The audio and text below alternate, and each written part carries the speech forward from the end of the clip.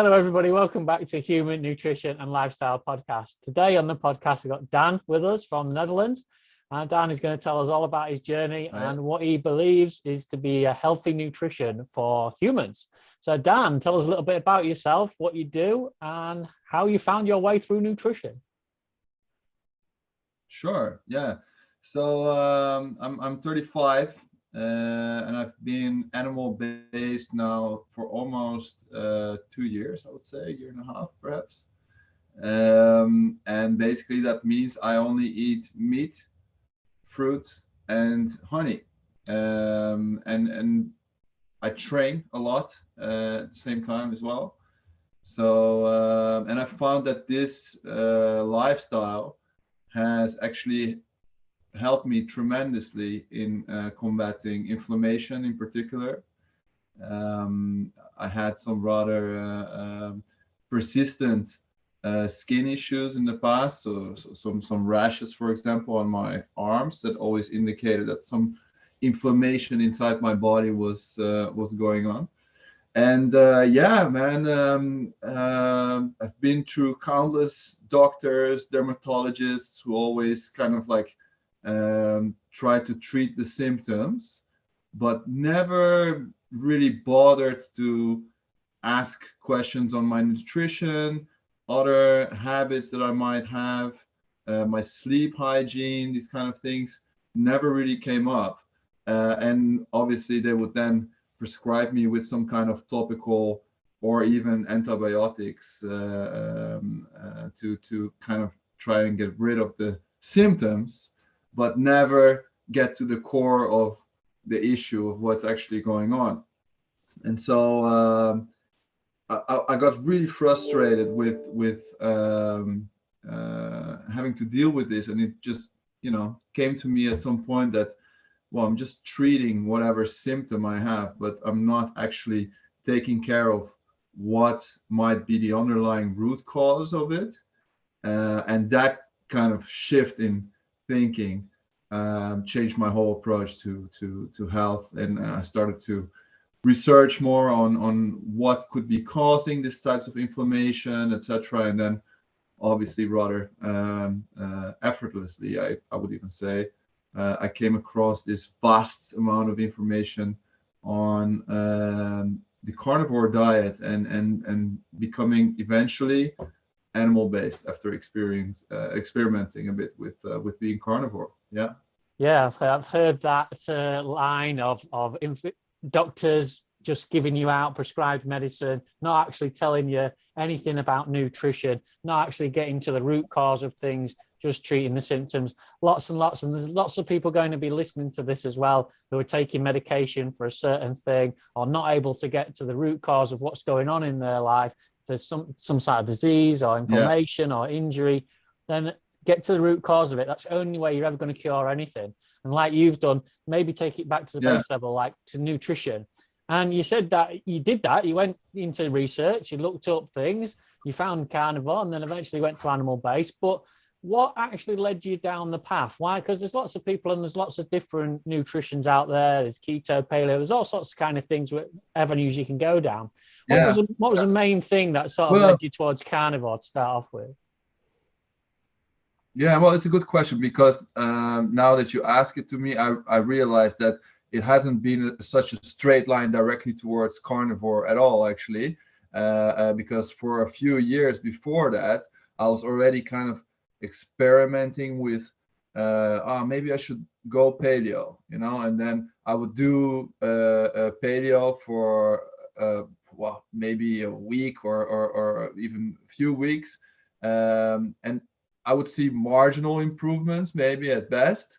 And then I would be like validated in my conclusion that, hey, actually, of course, nutrition has no impact at all on my symptoms.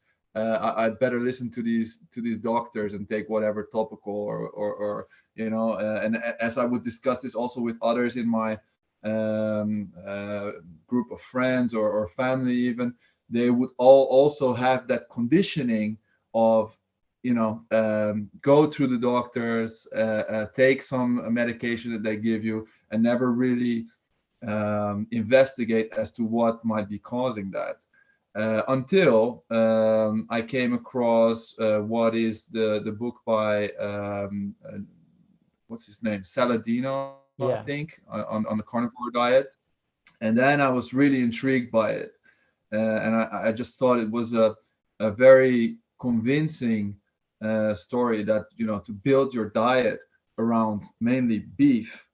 Um, it just made a lot of sense to me when I read that book, and so I did it, and lo and behold, after a few weeks, my symptoms all but disappeared. You know, so it was just a revelation for me that, wow, actually, indeed, it does have a lot of impact what you consume, and of course your sleep hygiene and all these other things also have a huge importance, and they all tie in together. But the main difference for me, I would say, had been the diet. Yeah, I So think it's really important just to reiterate the fact there that you hear a lot of people say, yes, I've tried keto, I've tried paleo, I've tried refining my nutrition. It doesn't actually work. Well, like you say there, perhaps sometimes it's all about taking it as far as you can go away from what you believe to be nutrition. So if somebody's thinking, oh, well, I'll follow what a nutritionalist or a dietitian says, then perhaps yeah, go the opposite way. You know, take it all the way to the extremes. That's the only way you're ever going to find out what's going on. If you're just dabbling, dipping your toe into a little bit of keto, dipping your toe into a little bit of paleo, and you're not really fully committing to it, then sure, those things are never going to work. You're never yeah, going to get to the root cause. I'm yeah, pleased you said about that, because there's lots of people who try that out and try and just go a little bit towards it and see if it actually works. Whereas no, it's nutrition. It's the foundation of your life. You've got to take it back to basics. I yeah, always promote a kind of a reset nutrition. And I speak to obviously loads of different kinds of people. And the carnivore diet is one of the top reset nutritions there is for anybody, because it takes it right back down to basics. You eliminate lots of things, especially processed food. And I presume along your journey, then that was one of the big things that you decided to take out of your nutrition was processed foods. exactly. I mean, you can't really get any more restrictive than carnivore, can you? Because you're just essentially eating beef, water, salt. That's it. And so, yeah, of course, lots of people then see their conditions improve, which is, you know, an eye opener, of course. And then you can kind of, once you've made the switch, you know, okay, this is my baseline. I know I'm good on carnivore. Then you add whatever little food you think might be okay for you, and you see whatever reaction you have. And that's the way I've been experimenting over the last 2 years. And sometimes I'll add something I think like, oh, I can probably have some rice or whatever, you know. And then sure enough, as soon as I do, my symptoms gradually come back, and then I'm revalidated in my thinking, saying, okay, no, actually, I need to stay away from the grains and keep it animal based. Yeah, That's good. That's correct. Yeah. There's lots of people will tell you out there that a nutrition is all about being balanced. But what they actually mean, and what I say it is it's about finding your own balance. And that's exactly what exactly, you've just described. It's bringing exactly. it back to the base level and then finding your own balance. What can you add in? What is good for you? What helps you? Say you do athletics and things. What helps you do athletics? What doesn't help you do athletics? What keeps you away from your conditions, what makes them worse. And it's all about that. I've spoken to lots of people on the podcast who will say they're carnivore and they're absolutely carnivore, stoic. That's all they'll do all the time. That's great for them. That's what works for them. But it's not Absolutely. across the board for everybody. And as you found out, and as I would say to anybody else, then just experiment with any kind of real food. If you can get it into your nutrition, it doesn't cause you a problem, and I don't see a problem with that. I'll often Yeah, shout out that it's 95%. If you can have around about the 95% of animal based, then if you want to add in the other 5%, that will put that under the bracket of lifestyle. So yeah, yeah, absolutely. I completely agree.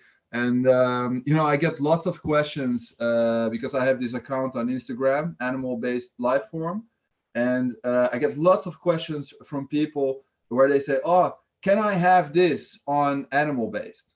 And I always say, like, Sure, like why not? Just have it and see what your reaction is like. There's no rules that say, "Okay, you can't have this because otherwise you're not a pure animal-based carnivore," whatever. There's lots of people who think like that, and I guess all the more power to them. That works for them. That's great. But I think nutrition is highly, highly personal, and your own organism or your metabolism will accept certain things and thrive on certain things, and other things that perhaps some other people thrive on will not agree with you. And then you should just cut it out, and then you'll be you'll be all the more happier for it, I would Yeah, say. that's absolutely right. But it's also important to say that nobody actually knows what's good for them until they go Sure. down to that base level. Like Yeah, what we said before, yeah, some people say, yes, I do have a balanced diet and still have all the processed foods in there and say it works for them, when really yeah, they don't actually know how their body works because they've never taken it down back to base level to see how it works. Right. yeah, Like you say, something like carnivore, right down, strip it out for everything and then add them in. That's the only way you yeah, can find out. You can't find out by taking things out and adding things in on the same day or swapping things around. You're never going to exactly. find out that way. Yeah. Only way you can find out what your body functions on best is, like you say, strip it down and then gradually build it back up. And I personally stay away from the veggies because I just noticed over the last few years that when I do eat them, they bloat me, and I just have this rule, whatever I eat and I notice that it doesn't agree with me, or I have some kind of uh, bad reaction to it, could be physically or could even be mentally. I just stay away from it for a while and see whether it improves. And if it does, then I just know, okay, I stay clear from it. Yeah. There'll be plenty of people listening as well thinking that it's all great for you two guys here to be talking about this, but how do they begin? How do you even begin to go from, let's say they're really, really into the processed food, they're having cereals, breads, pasta every day, they're on the carbohydrate loading and they're eating. How do they go from transitioning from that to something that's more of a baseline, like a carnivore or a keto style nutrition that we say? Yeah. Yeah. This is a very good question. I would say there's not really a single way to do this, is there? You could do it in any number of ways. For example, if you, I personally believe in the mental mindset being everything in your life. So if you decide one day you wake up and say, okay, I am now a carnivore, or I am now someone that doesn't eat processed foods, doesn't eat seed oils. I am someone that eats healthily, whatever that means for you. Then, and reinforce that throughout the day in, day out, then that will become your baseline and you will start to reason from that, right? That's personally how I do it. And I find that it helps me tremendously, this mindset of just setting basically a visual image of yourself as being what you want to become, but you already are what you want to become, essentially, right? So that's one way to do it. And another way to do it is simply by approaching it with ease. Yeah. So to say, okay, I'm just gonna try this animal-based diet. Maybe you take it all the way down to carnivore because you have some symptoms and you want to discover what kind of foods are causing a particular reaction for you.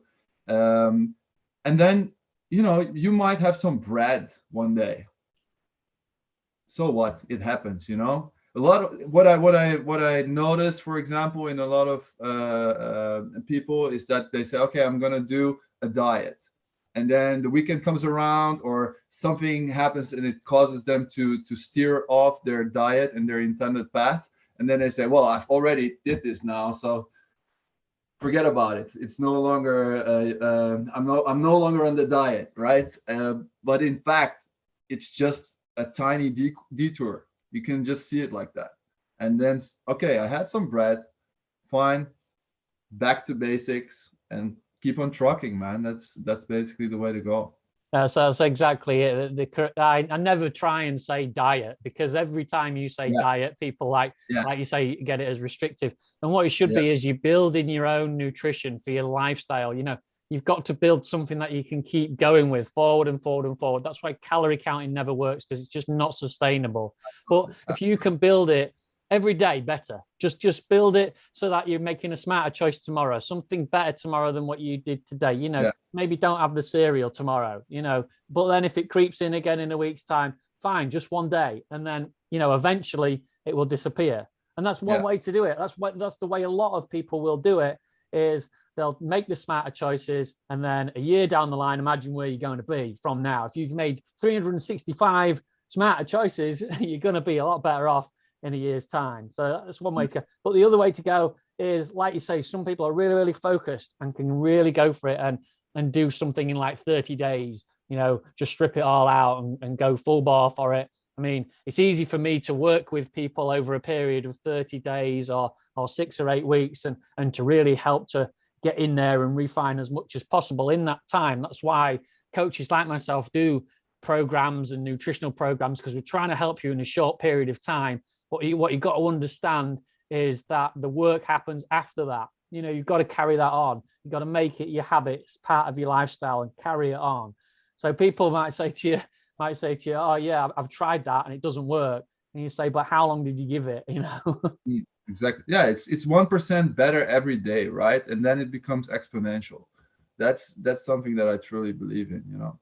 it's Yeah, just, and I would say that if you are hesitant to make such a big change, because it is a really big change for a lot of people to cut out essentially everything processed and go back to basics and go to carnivore or animal based or whatever. Um, if that's too big of a step for you, I would say start just by cutting out everything that has any type of seed oil in it, and you'll see, you know, your health improve with at least 80-90% already, because essentially that already cuts out a lot of the processed options that you have, and you'll be going back to you know, just whole foods, and from there on, man, you can just start to discern further as to what makes you feel good, you know, and do more of that. And what makes you feel bad, definitely do less of that, you know. yeah, that's a great thing to say. But there's also lifestyle that goes along with nutrition, and I shout a lot about nutrition, but you've also got to make those changing habits in your lifestyle as well. Yeah, Whether that be the exercises you do, or you mentioned sleep earlier. Tell yeah. us why sleep's so important as well.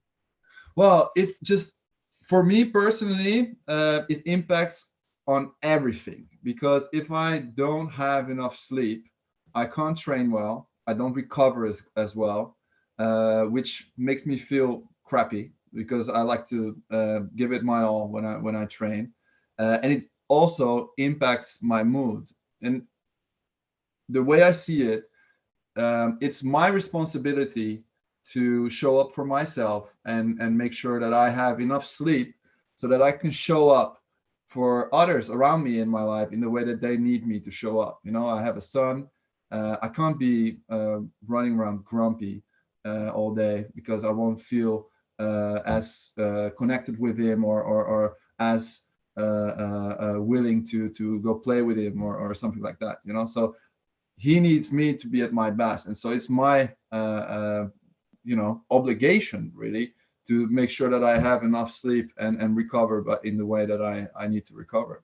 So yeah, so people, some of my friends will make fun of me, you know. It's like, at 9:30, 10 o'clock you're going to sleep. Like, hell yeah, bro, see you tomorrow morning, and yeah, I'll be fresh.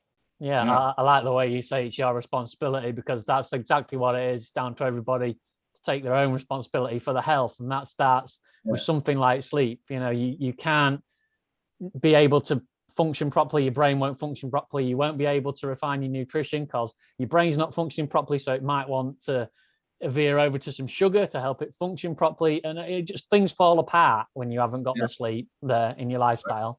But there's also other lifestyle things that you can do as well, like exercise. And I don't know what your thoughts are on fasting, but fasting is a big part of something that just happens, but it scares people off. When you mention to them, "Are you going to go a period without eating?" It scares people off. Tell us about if you do actually put fasting into your lifestyle, or whether it just kind of happens. Yeah, well, once I got down the rabbit hole of nutrition, you know how it goes. You start with one book and you find a few more. So I believe there was this one, I don't even know the title anymore, to be honest. I'll have to get back to you on that. But it was a book on fasting, and it's a rather famous one, I believe. And when I read that, it was just fascinating to me that, you know, in such a state of autophagy, you are essentially repairing your whole body from the inside out, and just giving your body a break, really, from having to process all the food and drink that you consume, right? So that's basically what drew me to it, and I make sure that you know, I do intermittent fasting. So I normally skip breakfast maybe, or skip dinner, depending on how I feel. But I make sure that I have all my calories within the feeding window that I have, according to you know, my needs. Also because I train so much. And then I try to do at least once a month a more extended fast of maybe well, let's say 36 hours minimum, sometimes a bit longer. Yeah. And I just it makes me feel sharp. Like you say, sometimes you eat at the start of the day, and sometimes you'll fast at different times of the day, which is great. I'll always say, if you are going to fast, don't do it at the same time every day or the same time every week, because like anything, like exercise, your body gets used to doing the same thing over and over again, and then it doesn't become as effective. So it's best to mix it up. But do you do that? Do you plan that, or does that just kind of happen? It really just kind of happens, man. I listen to my body. Like, actually this weekend, I felt on Saturday, I felt while I was eating my dinner that I wasn't really in need of dinner, you know, even though I had prepared it and I had it and it was great. But I felt like, okay, I'm consuming this food right now, but my body doesn't really need it. And so a big part of this process also, I think, is just becoming more in tune with listening to your own body and getting these kind of signals and taking them seriously. And so yeah, I said, okay, so that was about 8 p.m. on Saturday. And I said, okay, I'm going to do a fast now. And I took the whole Sunday off, didn't eat anything. And then this morning on Monday, around 11:30 in the a.m., I had my first meal after around, like, I guess 40 hours. So, and yeah, it's, like I said, that's all just based on intuition, really. Yeah. Yeah, that's great. I mean, it's like we said at the start, listen to your body, and your body will Yeah. tell you when it's hungry or not. The problem Yeah. is lots of people are masked by that sugar, and the sense of having the sugar hit, of having the dopamine hit, similar to caffeine. Sugar gives you that hit, that spike, and then insulin brings it back down, and you end up on a roller coaster all day. So if you haven't got that, then you can listen to your body a little better. So take away the sugars, like we say, take away the seed oils, all the processed food, and then you can actually start to hear what your body is telling you, how you should be reacting, when you should be eating. Listen to your hunger hormones. They'll tell you when you're really, really hungry, and not just when you're bored and you want something to eat. That's a great, Absolutely. it's a great way to say it. I used to be actually a pretty anxious guy, really. I would get nervous for no reason. And what I noticed now with this switch and just paying more attention to whatever I consume, and also paying attention to consuming especially enough magnesium, has made a huge difference as to just my overall stress levels and anxiety, really. So I think if you're on that roller coaster, you think, oh, I have to eat this to treat whatever symptom I have, or to calm my nerves or whatever. Whereas in fact, you're just keeping that whole roller coaster alive, really. And you might have to go through a period where you adjust a bit, but in the long run, you're gonna end up feeling much better. Yeah. Yeah, brilliant. Well, what I was thinking about earlier was the protein. I was going to talk to you about the protein because we know that our bodies need essential fats, need essential proteins. Carbohydrates not necessarily essential for us, in fact, not essential at all, but we need fats and we need proteins. But Right. proteins is always a big one. Everybody always says, yeah, I can get my proteins from the beans and get protein from vegetables, but they don't really understand the difference between proteins in meat, vegetables, legumes. Proteins are in just about every single kind of food. But why is it Mm. important to get quality protein and the best protein? Well, just because you consume protein from a plant doesn't mean that it's actually going to be absorbed in the way that it is if you eat it through a more bioavailable source like meat, for example. Yeah. So that's why I always choose to eat beef mainly. Not that it's a better source of protein than any other meat, I would say, but or perhaps maybe there's a bit more percentage wise, but you have this typical um, tradition of bodybuilders eating lots of lean chicken, which in my opinion is crazy because it's so lean, it doesn't really satiate you, right? And that's why I always choose beef with some nice fatty cuts, preferably, so that when I do eat, I stay satiated for well as long as possible, of course, and then get out of that roller coaster. Yeah. Yeah, I think that's another good thing to touch on is to be full, to feel like you're full, because Yeah. lots of people will have big meals. Let's say it's a big carbohydrate meal of pasta and a little bit of vegetables and whatever they want, and they'll say, "Oh, I Yeah. feel full." Well, then in a couple of hours' time, that will have all Exactly. burnt off. Everybody knows that feeling that you go to a sushi restaurant, all you can eat. You eat, you're in round five, you're absolutely stuffed, and you think, I can't even put another sushi in me. And then 2 hours later, you're at home, you're thinking like, oh man, I should have had more. Yeah, that's right. That's it. You Yeah. have something else, Yeah, Yeah. I think it's important to understand the way the energy system works on that is that Yeah. carbohydrates are just burnt off so quickly.